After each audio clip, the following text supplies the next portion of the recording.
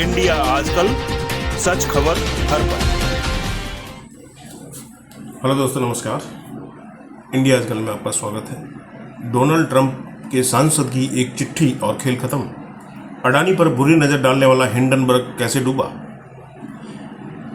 करीब 2 साल पहले गौतम अडानी संपत्ति के मामले में दुनिया के टॉप 5 अमीरों में शामिल हो गए थे, लेकिन फिर हिंडनबर्ग ने प्रोपेगेंडा फैलाया और उसकी वजह से अडानी को अरबों डॉलर का नुकसान हुआ। हेलो दोस्तों, नमस्कार। आप देख रहे हैं इंडिया आजकल, सच खबर हर पल, और मैं हूं ईश्वरपाल सिंह। हिंडनबर्ग की रिपोर्ट को आधार बनाकर भारत विरोधी जॉर्ज सोरोस जैसे लोग एक्टिव हुए और अडानी मामले को मोदी सरकार से जोड़ते हुए भारत की लोकतांत्रिक व्यवस्था पर ही सवाल खड़े कर दिए। लेकिन अब उसी हिंडनबर्ग का बोरिया बिस्तर बंद गया है। अमेरिका स्थित शॉर्ट सेलर हिंडनबर्ग से रिसर्च, जिसके आरोपों ने भारत में अडानी समूह सहित दुनिया भर की कई कंपनियों के भाग्य पर कहर ढाया, उसने फर्म को भंग करने की घोषणा कर दी है। हिंडनबर्ग का क्यों बंद गया बोरिया बिस्तर। हिंडनबर्ग के संस्थापक नाथन एंडरसन ने शोध फर्म की आधिकारिक वेबसाइट पर एक व्यक्तिगत नोट में लिखा है कि जैसा कि मैंने पिछले साल के अंत से परिवार, दोस्तों और हमारी टीम के साथ शेयर किया है, मैंने हिंडनबर्ग रिसर्च को भंग करने का फैसला किया है।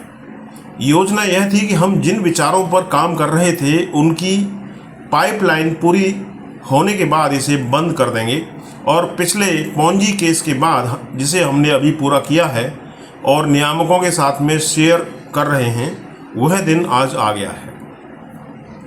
जी हाँ दोस्तों, जनवरी 2023 में न्यूयॉर्क स्थित हिंडनबर्ग रिसर्च ने गौतम अडानी के नेतृत्व वाले अडानी समूह पर स्टॉक हेराफेरी और अकाउंटिंग धोखाधड़ी का आरोप लगाते हुए भारत में राजनीतिक तूफान खड़ा कर दिया था, जिससे अडानी समूह को लाखों करोड़ रुपए का नुकसान हुआ। अडानी समूह ने तमाम आरोपों को सिरे से खारिज कर दिया था। अगस्त 2024 में हिंडनबर्ग ने आरोप लगाया था कि भारतीय प्रतिभूति और विनिमय बोर्ड यानी सेबी की अध्यक्ष माधुरी पुरी बुच और उनके पति दावल बुच के पास अडानी मनी साइफनिंग घोटाले में इस्तेमाल किए गए ऑफशोर फंड की हिस्सेदारी है। बुच ने इन आरोपों का खंडन किया है और इन्हें दुर्भावनापूर्ण, शरारती और चालाकीपूर्ण करार दिया था। यानी हिंडनबर्ग की कोशिश न सिर्फ अडानी समूह को बर्बाद करना था, बल्कि भारत में भी एक आर्थिक उथल पुथल पैदा करना था, जिसमें वह एक हद तक कामयाब हुआ। अडानी से पंगा लेने का मिला अंजाम। दरअसल कुछ दिन पहले डोनाल्ड ट्रंप की रिपब्लिकन पार्टी के सांसद लांस गोडेन ने अमेरिकी जस्टिस डिपार्टमेंट के अटॉर्नी जनरल मैरिक बी गॉरलैंड को एक पत्र लिखा था, जिसमें उन्होंने अडानी के खिलाफ शिकायत दर्ज किए जाने पर गंभीर सवाल उठाए थे और पूछा था कि क्या अमेरिका से बाहर हुए किसी मामले का मुकदमा दर्ज कर आखिर वो क्या हासिल करना चाहते हैं। लॉस गुडेन ने चिट्ठी में स्पष्टीकरण मांगा था कि जस्टिस डिपार्टमेंट भारत में स्थित अडानी समूह के खिलाफ मामला क्यों चला रहा है। पिछले साल नवंबर में न्यूयॉर्क में अमेरिकी प्रोसिक्यूटर्स ने गौतम एस अडानी, उनके भतीजे सागर अडानी और 6 अन्य पर राज्यों की बिजली वितरण कंपनियों के साथ आकर्षक सौर ऊर्जा आपूर्ति कॉन्ट्रैक्ट हासिल करने के लिए भारतीय सरकारी अधिकारियों को कथित तौर पर 2029 करोड़ रुपए अर्थात $265 मिलियन की रिश्वत देने का आरोप लगाया गया था। रिपब्लिकन सांसद गुडेन ने 7 जनवरी को लिखे एक पत्र में लिखा, घरेलू स्तर पर बढ़ते हिंसक अपराधों के बारे में सार्वजनिक आक्रोश को पूरी तरह से दरकिनार करते हुए जस्टिस डिपार्टमेंट विदेशों में कथित अन्याय के लिए व्यवसायों को निशाना बनाने के लिए नए अभियान चला रहा है। इसका एक उदाहरण हाल ही में यूनाइटेड स्टेट्स बनाम अडानी यानी अडानी मामला में भारत में किए गए कथित कृत्यों के लिए United states district for eastern district of New York के सामने एक भारतीय कंपनी के अधिकारियों पर अभियोग लगाना शामिल है। उन्होंने सवाल उठाते हुए कहा था कि अगर भारत प्रत्यार्पण से इनकार कर दे तो किसकी प्रतिष्ठा दांव पर लगेगी, किसकी प्रतिष्ठा को कलंक लगेगा।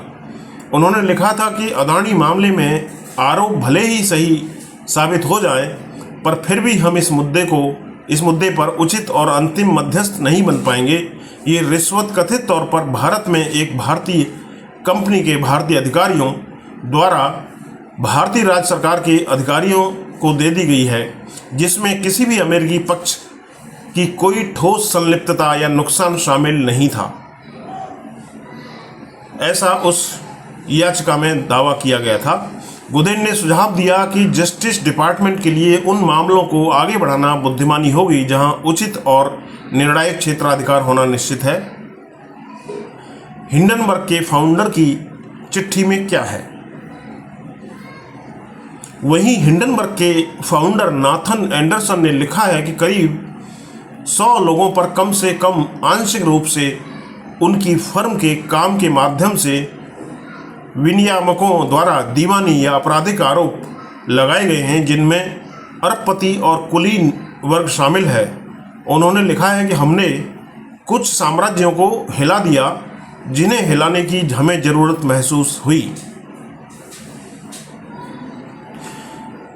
यहाँ पर आपको हम यह बताना जरूरी समझते हैं कि हिंडनबर्ग ने जिन समूहों के खिलाफ आरोप लगाए उनमें Bharat K fintech company Ebix Inc wax capital, निजी निवेश फर्म नानबन वेंचर्स और एक अफ्रीकी फिनटेक समूह टिंगो ग्रुप शामिल है। जब दुनिया के दूसरे सबसे अमीर कारोबारी बन गए थे गौतम अडानी। दरअसल कहा जाता है कि हिंडनबर्ग ने गौतम अडानी के खिलाफ प्रोपेगेंडा इसलिए चलाया क्योंकि उनका उत्थान पश्चिमी देशों को पसंद नहीं आया और अडानी के जरिए असल में वो मोदी सरकार को अस्थिर करना चाहते थे, ऐसा भारतीय सूत्रों का दावा है। सितंबर 2022 में गौतम अडानी दुनिया के दूसरे सबसे अमीर कारोबारी बन गए थे और पश्चिमी देशों को भला ये कैसे बर्दाश्त होता। सितंबर 2022 में अडानी समूह के चेयरमैन गौतम अडानी की कुल संपत्ति बढ़कर 155.5 अरब डॉलर यानी करीब 12.37 लाख करोड़ रुपए हो गई थी। Forbes real time billionaires list में अपनी रिपोर्ट में कहा था वह फ्रांसीसी टाइकून बर्नार्ड अर्नोल्ड और अमेजन के संस्थापक जेफ बेजोस से काफ़ी आगे निकल गए हैं। टेस्ला के संस्थापक एलन मस्क अमीरों की सूची में उस वक्त भी शीर्ष स्थान पर काबिज थे। गौतम अडानी 30 अगस्त 2022 को लुईस विटॉन के बॉस अर्नोल्ड को पीछे छोड़ते हुए दुनिया के तीसरे सबसे अमीर व्यक्ति बन गए थे और वह पहला मौका था जब किसी एशियाई दिग्गज को शीर्ष 3 अरबपतियों में स्थान दिया गया था। लेकिन इसके बाद ही टूल किट गैंग्स ने अपना प्रोपेगेंडा फैलाना शुरू किया। जिस वक्त दूसरों को डुबोने वाला हिंडनबर्ग खुद डूब चुका है, उस वक्त में गौतम अडानी एक बार फिर से आगे बढ़ चुके हैं और आज की तारीख में उनकी कुल संपत्ति 74.8 अरब डॉलर ब्लूमबर्ग रिपोर्ट के मुताबिक हो चुकी है। यानी हिंडनबर्ग ने भले ही गौतम अडानी को हिलाया हो, लेकिन उन्हें गिरा नहीं पाया और आखिरकार ट्रंप के आने से सिर्फ 3 दिन पहले खुद गिर गया।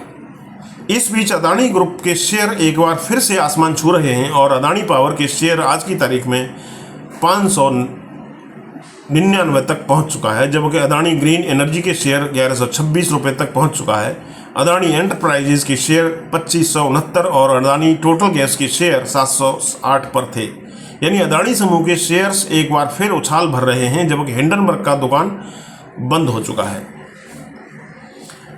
गौतम अडानी की जांच कर भारत से संबंध खराब करोगे? जो बाइडेन पर भड़के डोनाल्ड ट्रंप की पार्टी के सांसद, पूछा उन्होंने यह सवाल। उसके बाद ही डोनाल्ड ट्रंप के आने से 3 दिन पहले हिंडनबर्ग का बोरिया बिस्तर बंद हो गया। इंडिया आजकल, सच खबर हर पल।